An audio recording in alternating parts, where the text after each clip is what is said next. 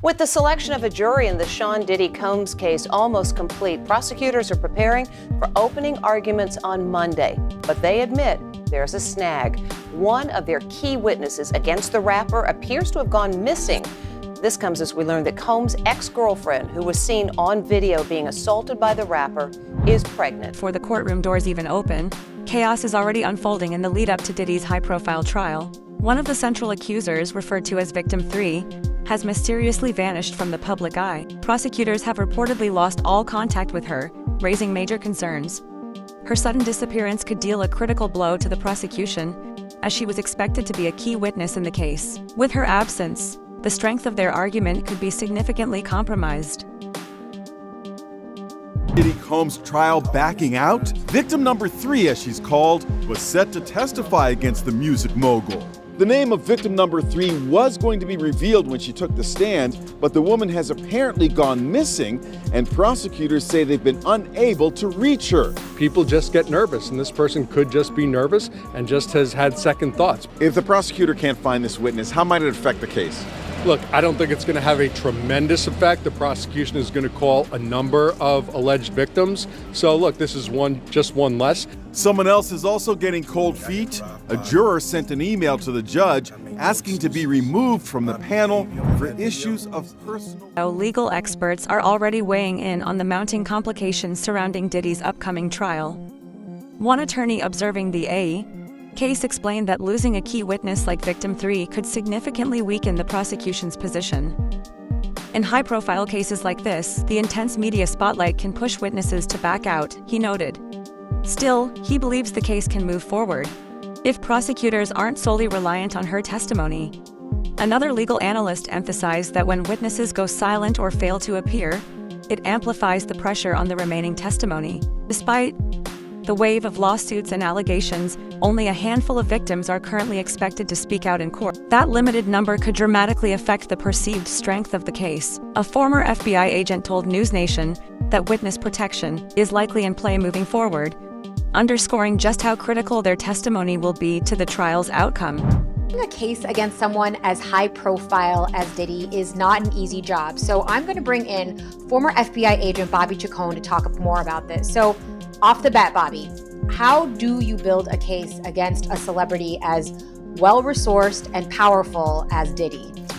Well, it takes a lot, Sylvia, as you know, because the allegations in this case range from like 2004 to 2024. So this is going to be going on for 20 years, and they're finally getting around to charging him now and trying now. That's because it's so difficult to get people who are not afraid to come forward. This person was powerful, they were rich, they had a lot of influence, they were allegedly violent. So all of those things add up to making it very difficult for investigators to get people to talk to them about these.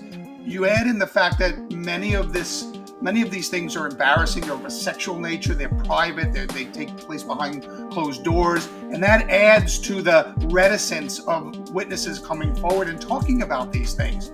And so investigators have to do a lot of long, hard work in getting these witnesses to trust them, number one, to make sure they feel like they are being treated, not as a pawn in a game to get Diddy, but as people that really care, that the prosecution cares about these people.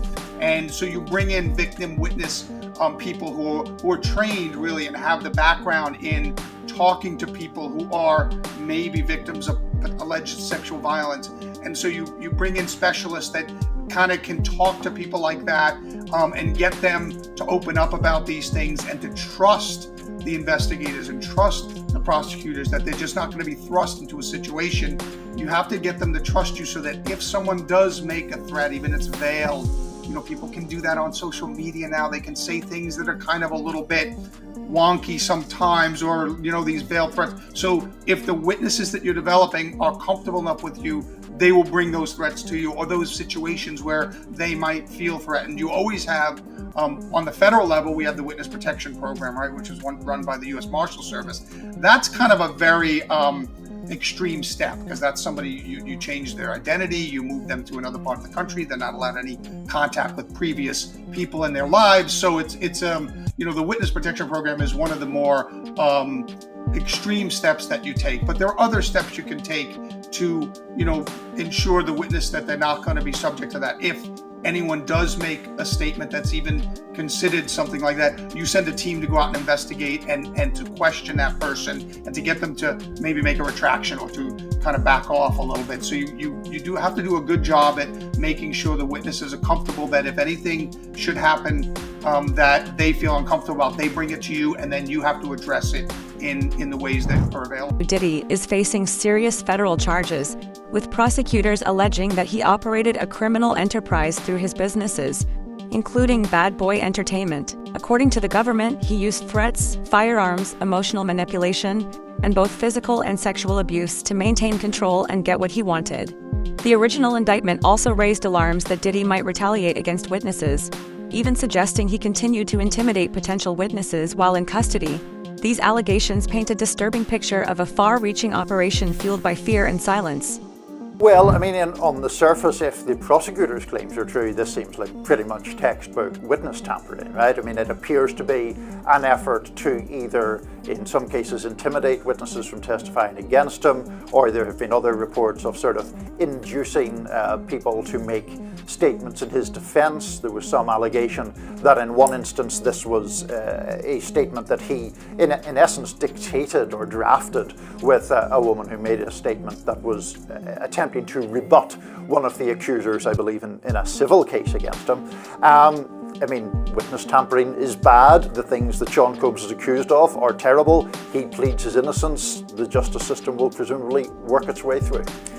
It is likely that there is some underlying truth to at least some of the allegations. There might be a lot of underlying truth to a lot of the allegations. There's probably some bandwagoning going on. We spoke to an attorney who's for one of the alleged victims of Diddy a few weeks ago. I believe Amber Nomiki and I did, and they said they had calls, they had information, they had people, hundreds of them, come forward. They're not going to represent all of them. They're which ones have evidence that can be compelling. What are the best cases to bring that? I also saw a story in the New York Post. This is from a week ago about Diddy stuff that I wanted to read the headline of. Woman claims she saw minors dressed as Harajuku Barbies at Sean Diddy Combs' freak-off parties, what he was describing there to Conan so many years ago. Said these were sex-fueled parties with what she initially thought were little people dressed as Japanese Barbies. And she said, this is her talking to TMZ, are those midgets? And she actually thinks they were kids dressed up in sexy. Oh, gross. So again, that's just from someone who provided this information to TMZ for a documentary, but pretty disgusting. It is. No, Diddy is now facing a growing list of serious charges, including additional racketeering counts and the transportation of individuals across state lines for prostitution. If convicted, he could face a minimum of 15 years to life behind bars. Despite the mounting legal pressure, Diddy maintains his innocence. Even before opening statements began, the trial hit early roadblocks, most notably during jury selection. According to the presiding judge, several potential jurors expressed hesitation about participating in such a high-stakes and emotionally charged case. The court is taking extra care to ensure a fair and impartial jury is selected. Notably, high-profile attorney Ben Chu, best known for representing Johnny Depp, shared strategic insights on the kind of jury Diddy's defense team might be hoping to seat, suggesting that jury composition could play a critical role in the trial's direction. Meanwhile, Diddy's defense team is preparing to argue that some of his past relationships weren't entirely one-sided.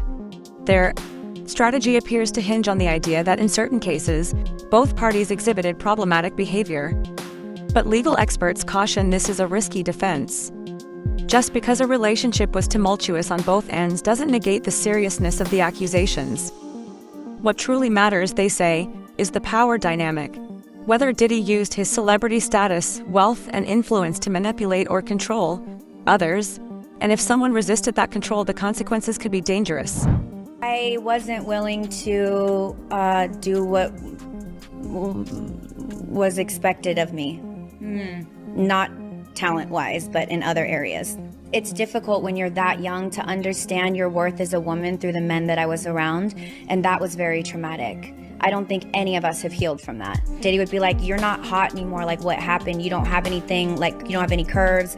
You're looking like you're not looking like, I can't get people to think that you're my good looking person. And there was no Me Too at that time. There was no protecting anyone at that time.